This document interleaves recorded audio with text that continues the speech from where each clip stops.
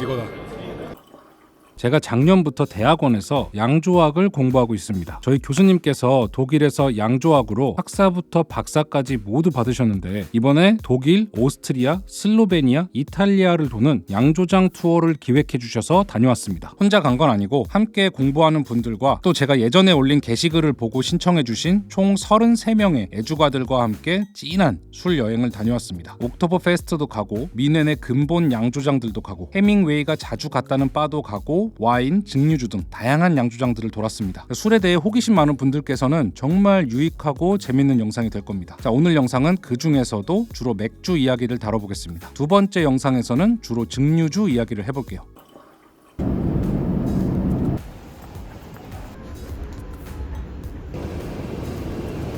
저녁 식사를 하러 식당에 왔고 13시간 동안 비행기에서 한숨도 못 자서 매우 피곤했지만 파울라너 생맥을 파는데 안 마실 수가 없죠. 헤페바이스라고 쓰여져 있는데 헤페는 효모라는 뜻이고 바이스 비어는 밀맥주라는 뜻입니다. 효모가 다른 맥주에 비해 많이 들어있는 밀맥주다. 이렇게 보시면 되겠습니다. 맥주와 함께 독일에 왔으니 슈니체를 시켰습니다.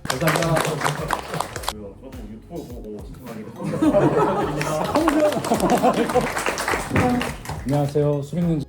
반갑습니다. 얼굴 잘해야 되는 거 아니에요? 여러분들이 제 유튜브 보고 오셨지만 제가 커미션 먹고 이런 거 하나도 없습니다. 저도 제 돈 내고 왔어요. 재밌게 놀다 가시면 좋겠습니다. 감사합니다.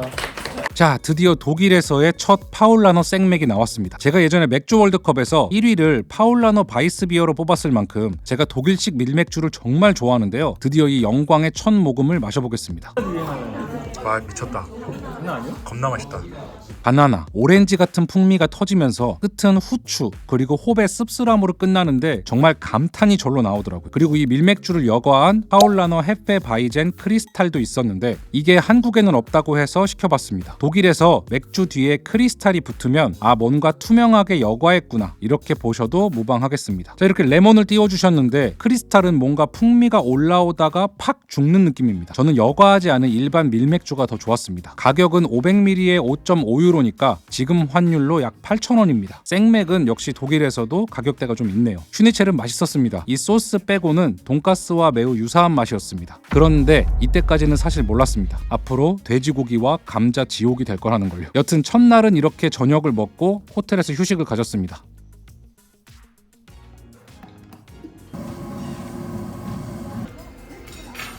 자, 아침을 먹었으면 이제 또 바로 양조장에 술 마시러 가는 겁니다. 이걸 10박 11일 동안 계속 반복합니다. 양조장 가서 구경하고 시음하고 점심 먹으면서 한잔하고 버스 타고 또 다른 양조장 가서 구경하고 시음하고 저녁 먹으면서 한잔하고 관광하면서 또 한잔하고 애주가들에게는 그저 천국 같은 투어입니다. 첫날 투어는 와이너리를 투어했는데 수학철에 워낙 바빠서 간단한 견학에 시음 정도를 하고 마무리했습니다. 이날 밤에 호텔에 와서 예전부터 들던 궁금증을 하나 해소해보려고 하는데요. 저는 독일에서 유통되는 파울라너와 우리나라에 들어오는 파울라너가 맛이 똑같을지 항상 궁금했거든요. 그래서 미리 한국에서 사온 파울라너와 독일에서 구입한 파울라너를 비교해서 마셔보겠습니다. 두 개가 캔은 살짝 다르게 생겼지만 똑같은 밀맥주 종류로 보여지고요. 두 개를 나란히 놓고 비교해서 마셔봤는데 똑같네.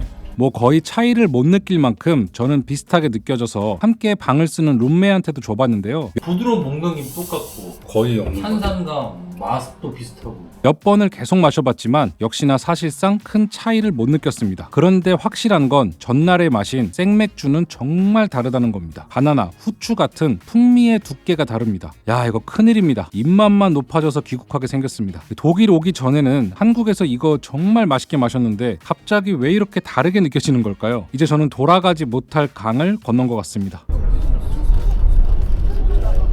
이곳은 파울라너 브로이하우스입니다. 파울라너의 대규모 공장은 시 외곽에 있고 여기는 소규모로 이곳에서 자체적으로 맥주를 만들고 있는 곳입니다. 이렇게 바로 뽑은 신선한 생맥주를 마실 수 있는 곳입니다. 미넨에 온 김에 아주 그냥 파울라너 끝장을 한번 보겠습니다. 오늘은 이곳의 맥주 생산을 담당하는 브루마스터께서 투어를 진행해 주셨습니다. 데코레이션 해놓은 거냐, 또다보냐, 이거 박물관이냐는데 그게 아니고 실제 만들어서 파는 데다 설명한 데가 아니라. 맥주 순수리라는 게 많이 들어봤죠? 호하고 물하고 호모하고 배가만 가지고 만들고 그 전통은 1916년대에 그게 이렇게 생겼는데 이제 500년 동안 또 지켜오고 예외적으로 예를 들어 목적으로 수출은 하는 건 해도 돼. 첨가물 넣어도 돼. 근데 국내에서 하는 건 안 돼. 옛날에는 수입하는 것도 맥주도 얘네가 금지시켰었어. 근데 외국 맥주가 항의를 한 거야. 야, 그럼 니네는 그렇지, 우리 그렇게 해야 되니까 그거는 풀어줬어. 외국 맥주는 첨가물 넣어도 팔아도 돼. 그러나 독일에서 맥주를 만드는 거는 수출하는 거 외에는 자국에서는 이 4가지 원료만 쓴다. 그 전통을 좀 지키고 있다. 금값이야, 금값. 얘가. 이제 그래서 홈 농도한 사람 두 농도, 그 홈이 따잖아, 이렇게 사해서 그러면 금방 산화가 된다? 버려야 돼. 그렇기 때문에 그 분홍도 어떻게 하냐면 그 사람들 따가지고 바로 얘네가 압착을 해가지고 한 기계까지 다 들고 있어야 돼. 걔네들 그 시설이 어마어마해. 호흡하는 사람들은 아무나 하는 수 있는 게 아니야. 어쨌든 간에 그래서 그 폐가 형태로 해서 이렇게 쓰는 거지. 마트에 가니까 파울라너인데 라임인가 레몬을 넣은 게 있더라고요. 근데 그게 맥주 순수령에 약간 위배되는 건데 그게 이제 만들어도 괜찮은 건지. 맥주 밑에 혼합 맥주로 들어가는 거야. 맥주라고 치지 않는다는 거지. 콜라 섞는 경우도 있어. 이건 비어가 아니라 비어 믹스라고 하는 거야. 그렇게 해서 파는 거야. 콜라 사이다 팔고 뭐 꽃 넣고 어쩌고저쩌고 있어. 그거는 맥주가 아니라는 거야.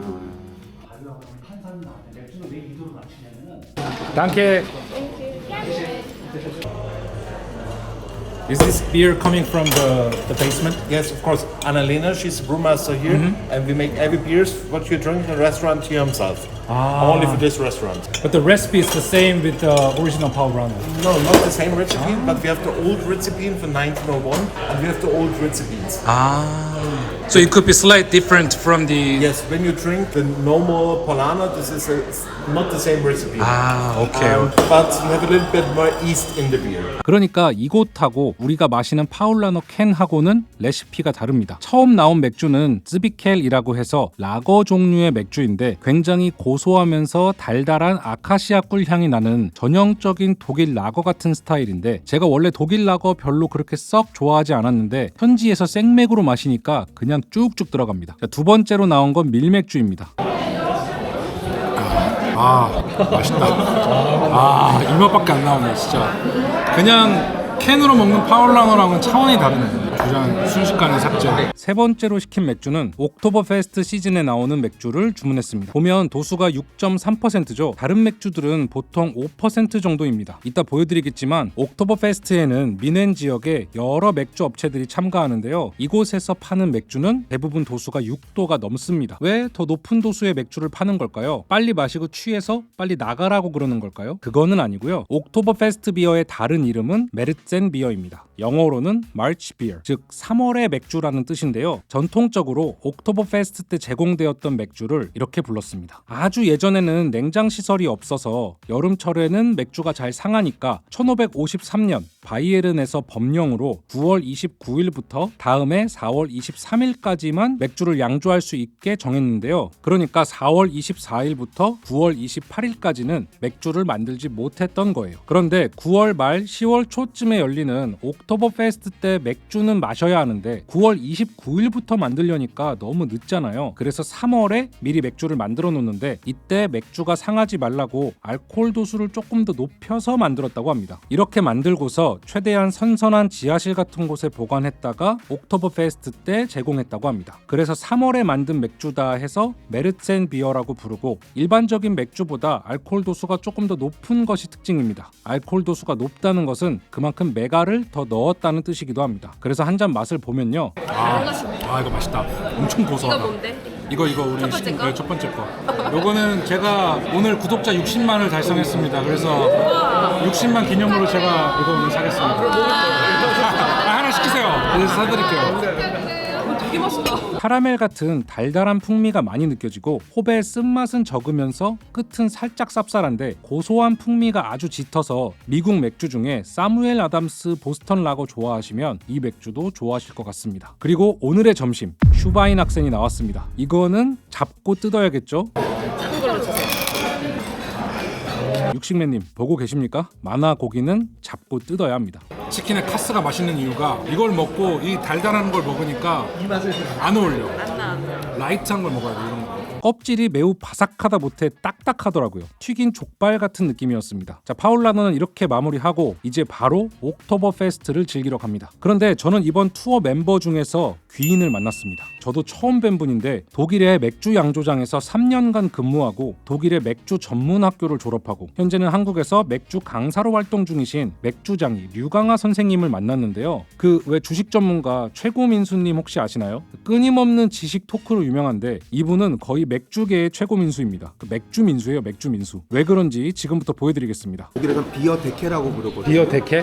네. 근데 비어는 맥주고 데케는 덥다는 뜻이에요. 네. 원래 얘 용도는 이게 아니고 이거예요.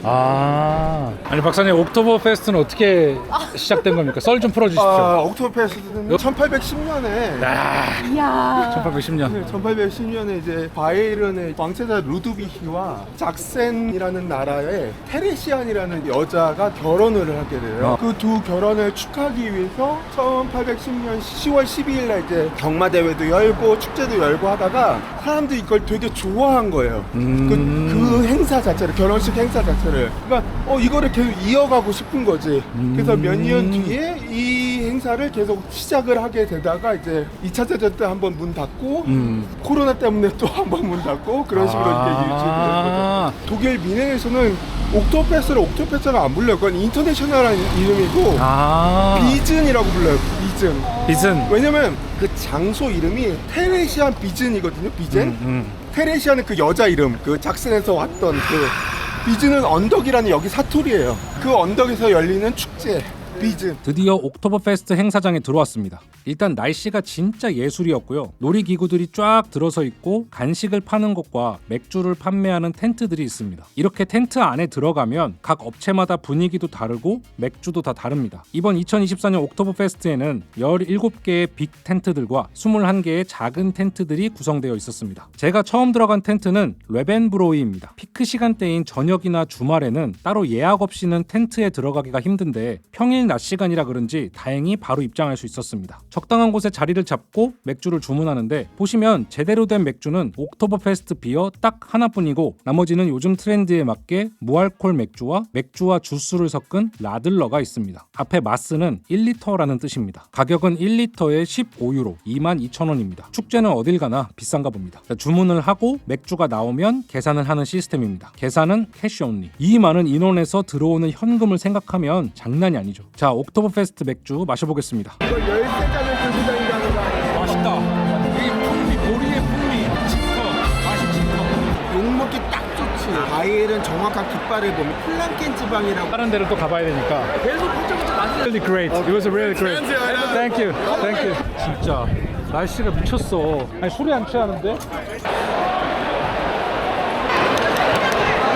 이곳에서는 비즌 비어를 시켰는데요. 비즌은 아까 나왔지만 이 지역 말로 언덕이면서 옥토버 페스트를 부르는 말입니다. 즉, 이 맥주는 옥토버 페스트 맥주라는 거죠. 가격은 15.1유로, 역시나 22,000원 정도입니다. 사실 저는 옥토버 페스트, 지금 이 순간을 위해 많은 준비를 했습니다. 여행 중에도 계속 운동을 했던 이유는 이 순간, 이 달달하고 고소한 이 맛을 위해서였습니다. 노력이 헛되지 않았네요. 축제는 무르익어 가는데 투어 일정상 시간이 한정되어 있었습니다. 그래서 옥토버 페스트는 적당히 경험했으니까 이제 미넨 지역의 근본 맥주 양조장들을 쭉 돌아볼 겁니다. 이거는 그냥 제가 받은 느낌인데 물론 맥주는 맛있지만 옥토버 페스트 이거 하나 때문에 13시간을 비행해서 미넨에 오기에는 조금 아쉬운 느낌이었습니다. 사실 아주 거대한 동네 축제 같은 느낌이었습니다. 물론 친구들과 와서 종일 맥주를 마시는 재미도 있겠지만 기왕 맥주를 즐기러 미넨에 왔으면 옥토버 페스트 이외에도 다른 유명한 브로이 하우스들을 돌아보는 게 좋다고 생각하는데요. 그래서 제가 몇 군데 좀 소개를 해드리겠습니다. 첫 번째 브루어리는요, 맥주민수님이 추천해주신 안덱스 수도원 맥주를 마시러 왔습니다. 안덱스 수도원은 미넨 중심부에서 조금 떨어진 곳에 위치하고 있는데 1455년에 지어진 곳으로 엄청나게 오래된 맥주 제조 역사를 가진 곳입니다. 이곳의 맥주를 음식과 함께 마실 수 있는 곳이 미넨 시내에 위치한 안덱서 암돔입니다. 여기서 맥주민수님께서 도펠복을 꼭 먹어보라고 하셔서 도펠복 맥주를 시켰습니다. 도펠복 도펠복은 맥주의 한 종류인데 복은 보통 맛이 강하고 도수가 높은 맥주를 의미하고 도펠은 더블, 즉 2배라는 뜻으로 풍미가 더 짙고 도수가 높은 맥주를 뜻합니다. 그래서 보시면 알코올 도수도 7%고 이렇게 색도 상당히 진한 것을 볼 수 있습니다. 맛도 꿀 같은 단맛에 캐러멜, 초콜릿 같은 풍미입니다. 홉의 쓴맛보다는 몰트의 달달함을 많이 강조했습니다.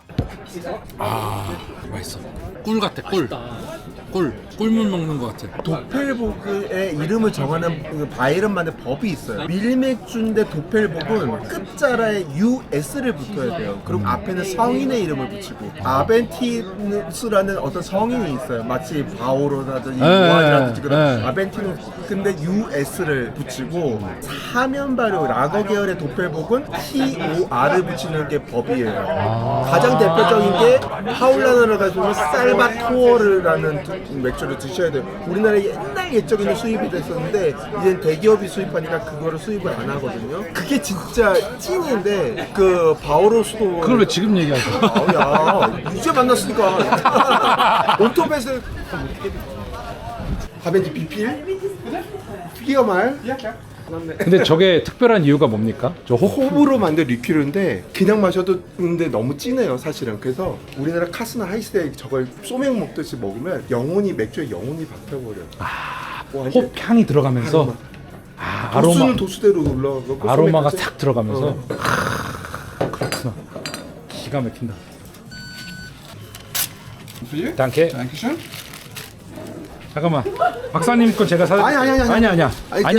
오스트리아 가서 아니야. 박사님 거 제가 사. 아니 오스트리아 가서 사. 가서 알았어. 가서 증류주 제가 하나 사드릴게요. 자, 이제 다음 맥주를 마셔보러 갈 건데요. 다음 목적지는 슈나이더 브로이하우스입니다. 1600년대부터 1700년대 사이까지만 해도 바이에른에서 밀맥주는 오직 궁정에서만 만들 수 있었습니다. 1789년에 이 독점이 해제되고서 1872년 민간 최초로 밀맥주 제조권을 받은 사람이 게오르그 슈나이더고 그 사람이 세운 맥주 회사가 바로 이 슈나이더 바이스입니다. 바이스는 밀맥주라는 뜻인데 아예 회사 이름에 밀맥주를 박았을 만큼 밀맥주를 전문적으로 만들고 있는 밀맥주 근본 양조장이라고 할 수 있습니다. 저는 개인적으로 독일, 특히 뮌헨 지역에 오셨다면 밀맥주를 꼭 드셔야 한다고 생각하는데요. 왜냐하면 사실상 국내에서 수준급의 밀맥주를 마셔보기가 매우 힘들어서 이왕 독일에 오셨다면 여러 밀맥주를 드셔보시는 걸 추천드리고 싶고요. 그 중에서도 저처럼 밀맥주를 굉장히 좋아하는 분들은 밀맥주 근본 중의 근본 슈나이더 브로이하우스를 꼭 오셔야 한다고 강조하고 싶습니다. 저는 여기서 탭1 헬레바이세와 미국 양조장과 협업했다는 탭5 호펜 바이세 그리고 밀맥주의 도펠복 즉 도수와 풍미가 더 짙은 탭6 어벤티누스를 주문했습니다.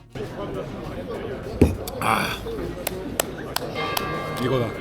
마침 종이 딱 치네. 먹자마자 이거다 싶을 정도로 종이 딱 치는데 이거 맛있네. 이거 내 스타일이다. 저는 맥주에서 열대 과실향이 나는 걸 좋아하고 또 한편으로는 독일식 밀맥주도 상당히 좋아합니다. 그런데 이 탭5는 정말 독특하게도 밀맥주 베이스에 IPA 같이 열대 과실향이 진한 맥주라서 이 맥주를 한마디로 정의하자면 내가 좋아하는 걸 다 합쳐놓은 거야 이거는. 너무 맛있어 이거는 지금. 와, 나는 밀맥주가 너무 맛있는 것 같아. 밀맥주가 나한테 너무 맞아. 너무 맛있는 것 같아. 어벤티누스 이거 진짜 맛있다. 이거 먹어봐요. 복숭아, 살구, 포도, 바나나, 정향, 후추 맛이 그냥 레이어가 폭발해. 나는 개인적으로 향은 탭5가 진짜 마음에 든다. 이 미국스러움과 독일스러움이 적절히 잘 섞였어. 근데 이것도 되게 맛있네. 탭6도. 자, 다음으로 이동하는 곳은 아우구스티너 암돔으로 아우구스티너 수도원 맥주 직영점 같은 느낌입니다. 아우구스티너는 뮌헨에서 가장 오래된 독립 양조장이고 맥주 바이블이라는 책에서는 세계 최고의 둔켈 중 하나를 만드는 곳이라고 소개했습니다. 둔켈은 어두운 맥주를 뜻합니다. 그리고 여기 온 이유는 이 에델스토프를 마시기 위해서입니다. 왜냐면 미네에서 가장 오래된 내가 제일 사랑하는 맥주였다. 여기는 에델스토프 그거 꼭 드셔야 돼요. 에델스토프는 독일 맥주와 일본 맥주의 그 중간 같아. 캐러멜, 초코 이런 게 너무 튀지도 않으면서 적절하게 잘 돼 있고 이날 최정상급의 맥주들을 연달아 마시는 정말 환상적인 경험을 하고 있었고 자리를 뜨기가 매우 아쉬웠지만 단체 행동이라서 늦으면 안 되니까 서둘러 다시 버스로 발걸음을 옮겼습니다. 아침 10시부터 저녁 6시까지 쉼없이 마신 맥주로 인해 제 상태는 대충 이랬습니다. 하지만 여기서 끝이 아니죠. 저녁도 못 먹었기 때문에 맥도날드 하나 포장해서 간단하게 맥주와 함께 마시고 있었는데 함께한 일행분 중 한 분이 뮌헨의 한 바틀샵에서 스프링뱅크를 사오셨더라고요. 이거는 진짜 한국에서는 구하기도 힘들고 가격도 꽤 비싼 걸로 알고 있는데 지금 데일리샷에서는 34만 9천 원으로 보입니다. 근데 뮌헨에서 80유로 정도에 사셨대요. 11만 원이니까 한국이랑 3배 차이입니다. 근데 무려 3병이나 있었다고 하더라고요. 자, 컵이 없어서 화장실 컵으로 마셨는데 컵이 뭐가 중요하겠습니까? 제가 피트 위스키 좋아하는데 약간의 피트 향이 있으면서 정말 맛있었습니다. 자, 이렇게 셋째 날 일정까지 마무리가 되었습니다. 이 뒤에는 이제 증류소들도 갔는데 그 이야기는 다음 영상에서 계속 이어서 가보겠습니다. 오늘 영상은 여기까지입니다. 즐거우셨다면 좋아요, 구독 부탁드립니다. 그럼 술바!